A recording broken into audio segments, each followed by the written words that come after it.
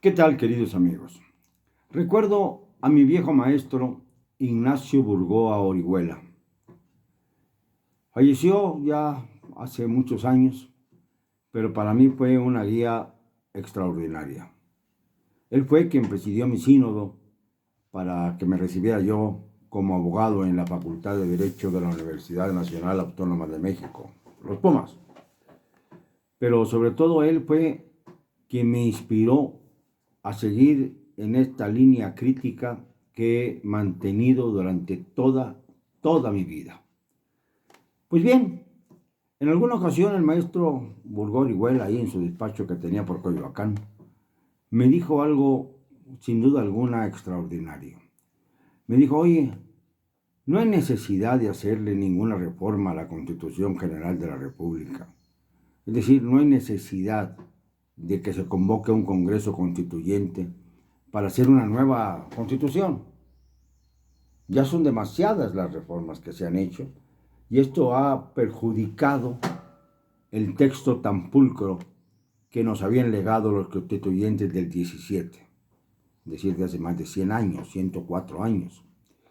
Sin embargo, me dijo, pareciera que la mayor reforma que se podría hacer en la Constitución sería precisamente que se respetaran los principios y las ideas que están en la Constitución, pero que nadie cumple.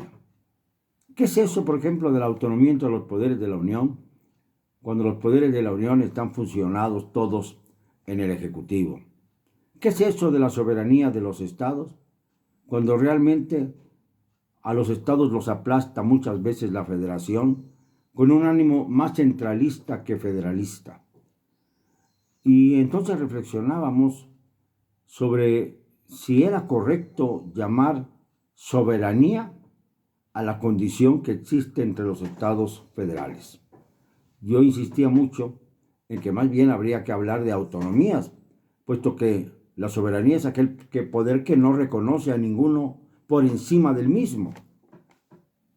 Y en el caso de las entidades federales, es evidente que reconocen como prioritario y como guía absoluta a la Constitución General de la República, que es la norma máxima de nuestro país. Y ante esta situación, las constituciones locales no pueden de ninguna manera igualarse a la Constitución Federal. Y esto hace que no sean soberanas los estados de las entidades federales. Y esto hace también que reflexionemos acerca de la importancia que tiene el hecho de que se digan las cosas como son. Hay autonomía entre los estados de la República, hay autonomía entre los distintos poderes de la Unión. Todo esto está muy bien, pero en la praxis nada de esto es cierto. En la praxis hay negociaciones soterradas, hay chantajes, hay estira y afloja. Hay una situación en la que en este momento se ha agravado toda posibilidad de contrapeso para evitar los abusos del poder ejecutivo en manos del señor López Obrador. Fíjense ustedes hasta dónde llega el asunto. López Obrador se ha inmiscuido en el poder legislativo como si fuera parte de su gabinete. Por eso saca a Olga Sánchez Cordero, nada menos que de la Secretaría de Gobernación, en donde le llamaban el florero, porque pues, no se sabía que tuviera ninguna actividad, y la coloca él como presidenta de la mesa directiva del Senado de la República. Esto es una intromisión grosera al legislativo. Aunque pueda alegar lo que quiera Olga Sánchez Cordero, la verdad es que pasará a la historia como una mujer que se plegó a las instrucciones de un ejecutivo completamente desbordado. Y esto es algo que también perjudica las relaciones del Congreso con la Suprema Corte de Justicia, que están ahora enfrentados por el asunto del presupuesto destinado para el Instituto Nacional Electoral. Se piensa que con el mismo dinero, se pueden realizar 2 jornadas cívicas. Una, las estatales en 6 estados de la República, y otra más para llevar a cabo el proceso de revocación de mandato, no de ratificación. No sean mentirosos, no sean colmilludos, no sean hipócritas, señores de Morena. No se está llamando a la ratificación de AMLO, se está llamando a la revocación del mandato de este personaje. Y yo estoy a favor de la misma revocación, porque si tanto daño nos ha hecho en los primeros 3 años de su gobierno, no quiero ni pensar lo que puede ocurrir en los 3 años subsecuentes.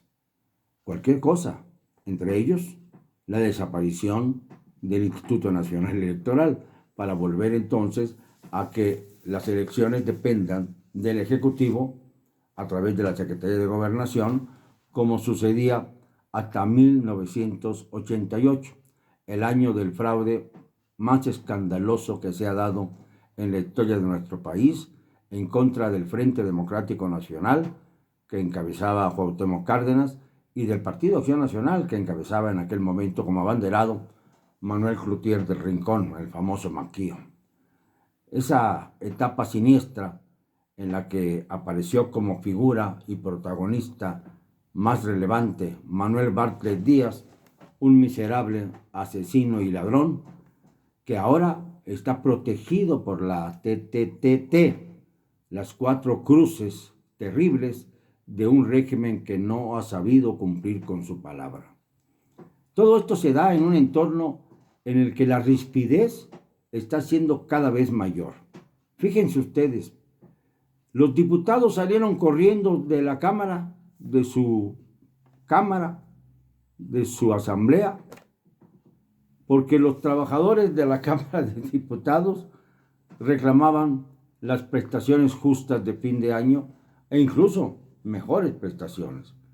Como nadie les había hecho caso, decidieron tomar el pleno de la Cámara, y entonces los diputados, cuando fueron avisados por micrófono de que estaban a punto de invadir su área de trabajo, su área sagrada, el salón de plenos, salieron corriendo vergonzosamente,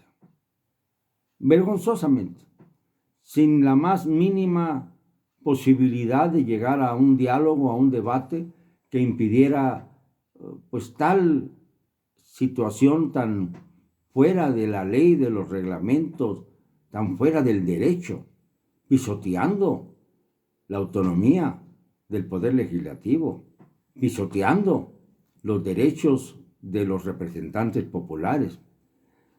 Y claro, todo esto me hizo pensar y recordar los sucesos del pasado 6 de enero de este 2021, cuando las tropas de Trump, los enloquecidos seguidores de Trump, algunos bastante siniestros según mostraron las cámaras de televisión, siniestros y vándalos, se quisieron apoderar del Capitolio en Washington para impedir que se realizara el conteo final de las elecciones de 2020. Faltando 14 días para que se diera la asunción del nuevo presidente de los Estados Unidos, Joe Biden.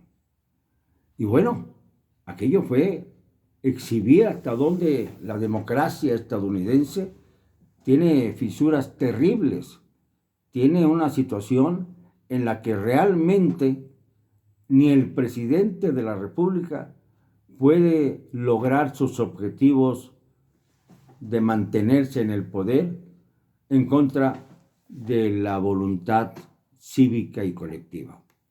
Esto es lo que esperamos que en México ocurra alguna vez.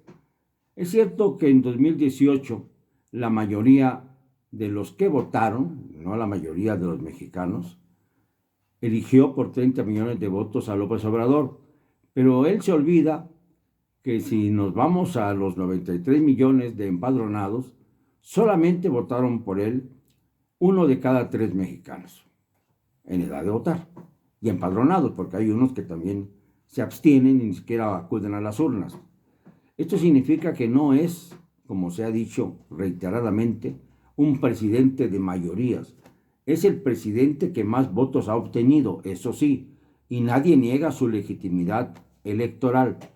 Pero la legitimidad política, la legitimidad presidencial, puede perderse en cuanto comienzan a darse las desviaciones contundentes que se han venido dando a través de esta administración. Desviaciones tales como romper con el Estado de Derecho. Basta señalar lo que ocurrió en Culiacán el 17 de octubre de 2019, cuando los mafiosos se impusieron a las Fuerzas Armadas y tuvieron que dejar irse a Ovidio Guzmán López, el hijo del Chapo, precisamente cuando éste les presentó videos en donde aparecían los hijos de López Obrador, que hay que castigar, debieran ser castigados, recibiendo millonadas por parte de los sicarios del cártel de Culiacán, de Sinaloa.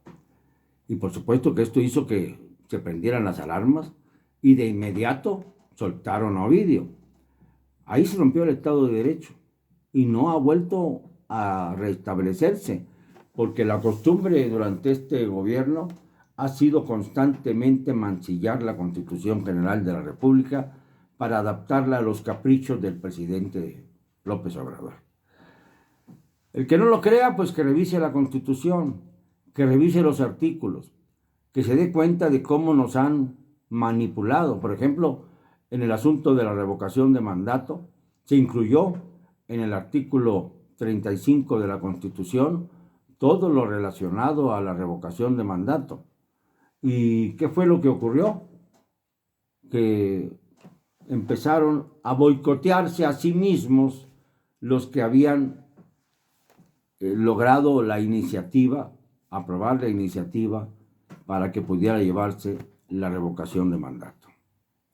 Fue algo por demás penoso, porque lamentablemente la Constitución pues no es una cosa que se pueda desechar al capricho de la clase gobernante. Hay que acordarse que el artículo 39 de la Constitución es uno de los más importantes, porque ahí viene claramente establecido que la soberanía nacional reside esencial y originariamente en el pueblo. Todo poder público dimana del pueblo y se instituye para beneficio de éste. Y luego agrega, el pueblo tiene en todo tiempo el inalienable derecho de alterar o modificar la forma de su gobierno. Vamos a comenzar a respetar la Constitución y a comenzar a pensar que hay un enorme sector de la población, no todo, porque sería absurdo decirlo, que desea que López Obrador se vaya de su cargo perentorio. Porque si no, lo que nos viene va a ser peor que lo que ya hizo. Y entonces vamos a ver cuánta leña lleva el dulce. Y no es justo que por un grupo de López Obradoristas absolutamente enloquecidos se aplaste la voluntad, la soberanía popular. Fíjense, solamente en lo que se refiere a mi gremio, al gremio periodístico, durante 2021 han sido asesinados 8 colegas, lo que nos da que a través del trienio que lleva López Obrador, la suma de periodistas asesinados llegue a 46, aparte de más de 70 defensores de los derechos humanos también acribillados por la intolerancia. Esta es una cifra que bastaría para entender por qué debe irse López Obrador del poder. Y así como esto, cada uno de los sectores productivos de nuestro país tienen algo que decir al respecto. Tienen algo que señalar al señor López Obrador. Tienen algo que decir respecto a un régimen que nos ha fallado en contra de lo que prometió el propio presidente en su apoteósica toma de protesta como mandatario antes de convertirse en un simple mandante, aquel que ordena y manda en contra del juicio colectivo, en contra del pueblo de México. Lo siento, no me van a callar, y lo digo hoy y siempre, con cero cobardía.